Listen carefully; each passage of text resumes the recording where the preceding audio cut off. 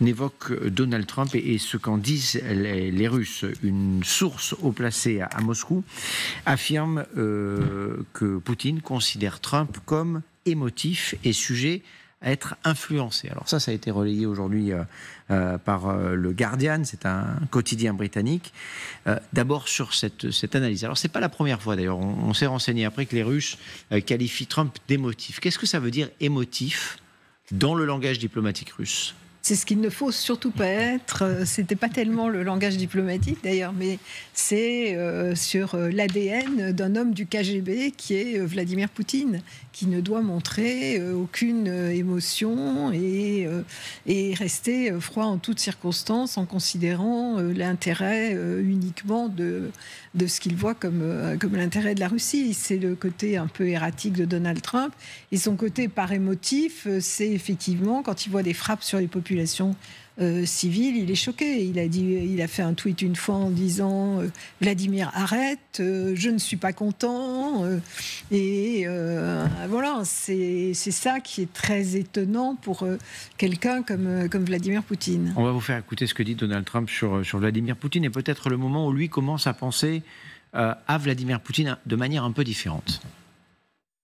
Il m'est souvent arrivé, en rentrant chez moi, de dire à la première dame « J'ai eu une merveilleuse discussion avec Vladimir, je pense que nous avons terminé. » Et puis, j'allume la télévision et elle me dit « Waouh, c'est étrange, parce qu'ils viennent de bombarder une maison de retraite. » J'ai répondu « Quoi ? Nous n'aimons pas ça. » Voilà, alors ça peut faire sourire évidemment parce que c'est la façon dont Donald Trump s'exprime, mais c'est peut-être le moment où lui considère que les choses ont changé. On sait que sa perspective sur Poutine a évolué ces dernières semaines. On le voit avec encore ses livraisons d'armes annoncées ce soir, même si elles sont minimes. C'est quand même la deuxième fois en quelques semaines et ce sont les deux premières depuis qu'il est arrivé à la Maison-Blanche, depuis qu'il est revenu à la Maison-Blanche. Est-ce qu'on sait si Poutine a changé d'idée sur Trump ? Non, parce que je pense qu'il a fait une bonne analyse de la personnalité de Trump. Encore une fois, au KGB, ils sont formés pour cela, pour identifier les forces, les faiblesses de leurs partenaires ou de leurs adversaires. Et je pense que Donald Trump conserve cette fascination pour Vladimir Poutine. Il n'a pas envie, en fait, de recourir à des sanctions massives. Alors, il est vexé en même temps, donc peut-être qu'il sera obligé de faire quelque chose, mais pour le moment, il reste plus intéressé à une relation avec la Russie qu'à une relation avec l'Ukraine. Il faut se souvenir quand même qu'au moment de la reprise des relations en Arabie Saoudite, ils ont à peine parlé de l'Ukraine, ils ont parlé d'une splendide coopération sur le plan économique. Est-ce que ça veut dire l'utilisation de l'adjectif émotionnel dans la bouche de Poutine en parlant de Trump ? C'est qu'il estime qu'en fait, il n'y a pas de doctrine chez Trump, qu'il y a uniquement un ego et que par conséquent, l'ego, ça va, ça vient. C'est une façon un tout petit peu méprisante de dire que ça n'est pas une personnalité dangereuse pour lui. Donc c'est ça qui peut être un petit peu... qui permet de tempérer l'optimisme qu'on pourrait avoir sur le virage de Trump, quoi. Il dit émotif et influençable aussi. Alors, c'est amusant, c'est assez savoureux de voir les Russes affirmer que Trump est influençable, parce que, comme a priori c'est eux qui l'ont influencé. Aux États-Unis, on parle beaucoup du fait que, enfin, à Washington, on parle beaucoup du fait que Trump serait très influençable, c'est-à-dire que ses idées sont les idées de la dernière personne qui a quitté la pièce.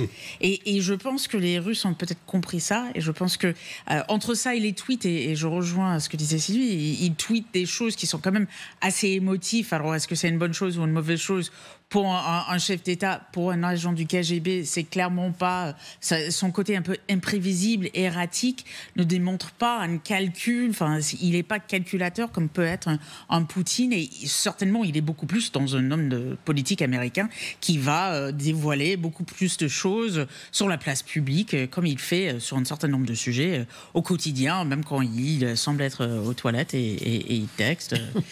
c'est ce qu'on dit beaucoup aux États-Unis, c'est-à-dire il texte à tout va, il tweet à tout va, même, enfin, la dernière chose qui lui passe par la tête.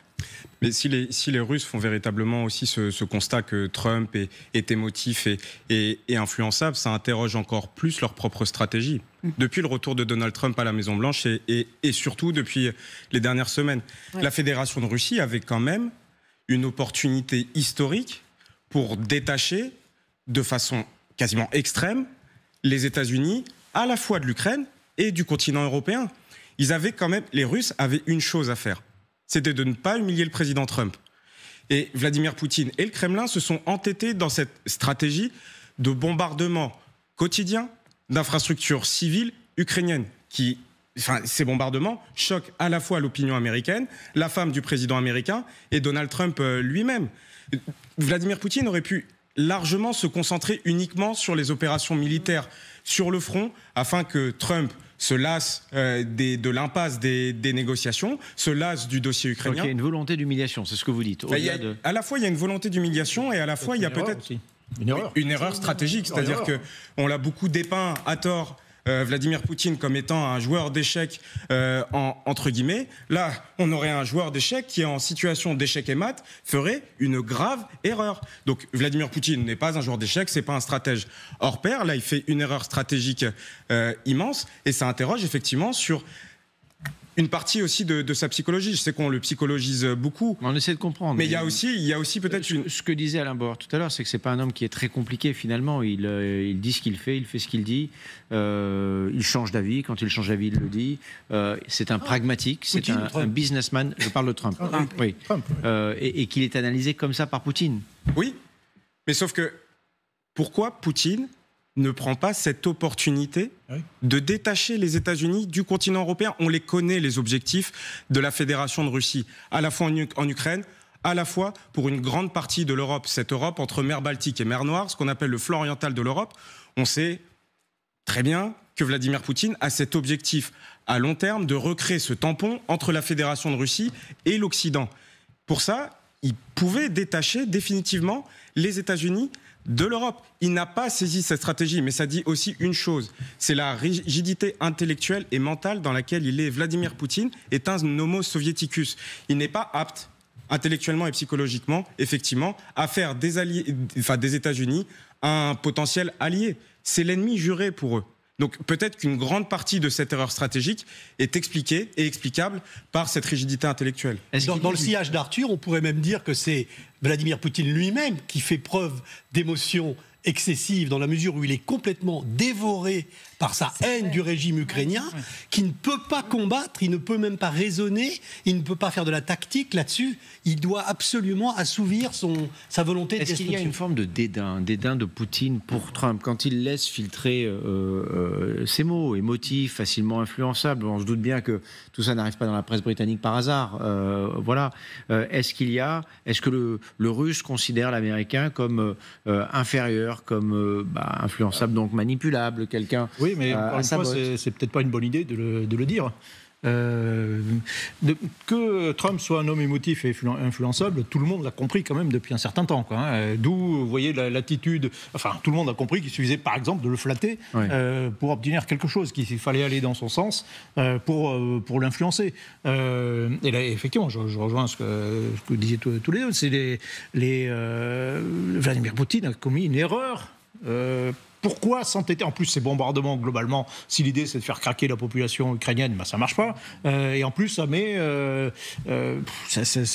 ça met hors de lui Donald Trump, dont on notera d'ailleurs qu'il est plus influencé par ce qu'il voit à la télévision et par sa femme que par ses services de renseignement et toutes les analyses qu'on peut faire de lui. Mais à l'extrême limite, Poutine disait « Ok, d'accord, j'arrête la guerre, on arrête sur les positions actuelles, voilà, j'obtiens la levée des sanctions, etc.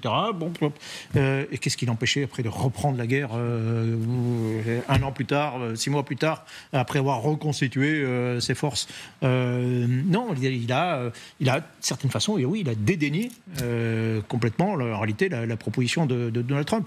Et Donald Trump, de l'autre côté, ne comprenait pas, sans doute, que quelqu'un ne puisse pas envie de faire du business et que ne soit pas bu par l'argent, par l'économie, etc. Ce qui n'est pas du tout le cas de Poutine, quoi. Alors, c'est pas seulement le business qui lui offrait, effectivement. Oui. Vladimir Poutine est assez indifférent à tout ce qui est économique.